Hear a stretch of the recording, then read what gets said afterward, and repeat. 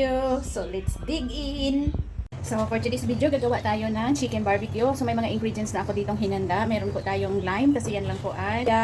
Tapos meron lemongrass. Naglagay na rin po ako dyan ng Thai chili para may konting kurot. At meron din pong bawang at sibuyas na dinikdik ko na. So paghaluin lang natin lahat ng ingredients at imamarinate po natin ang ating isang buong manok. Gagawa tayo ng chicken barbecue.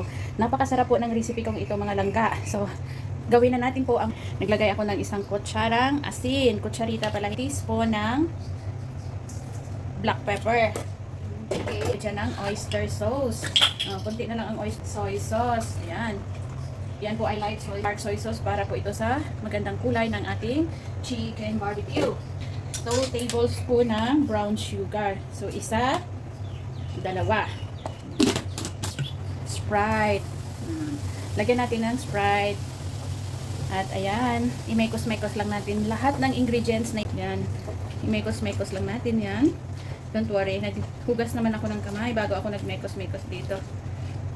Pigain natin maigi itong mga lime para lumabas ang po siya mga langga na chicken butterfly kasi mas madali po siyang manuot ang lasa kung ito ay nabiyakay sa buo. So imekos-mekos natin dyan, babad natin. So ibabad natin ito ng 5 oras kasi mamayang gabi pa natin ito iluluto para po ito sa hapunan. So ibababad ko lang siya at maya-mayang konti balik ta rin para lalong manuot ang lasa. Naglagay na rin pa ako ng mga slits. Ayan. Yan. Naglagay ako ng mga slits kahit dito sa breast kasi itong chicken is masyadong malaki. Parang 1.6 kilos ito kaya medyo malaki. Dahil umuulan, dito natin sa oven ilagay ang ating chicken barbecue sa 180 degrees for 1 hour. After 1 At ayan, luto na yung ating napakasarap na chicken barbecue. nakakatakam, so simple lang ang paggawa ng barbecue.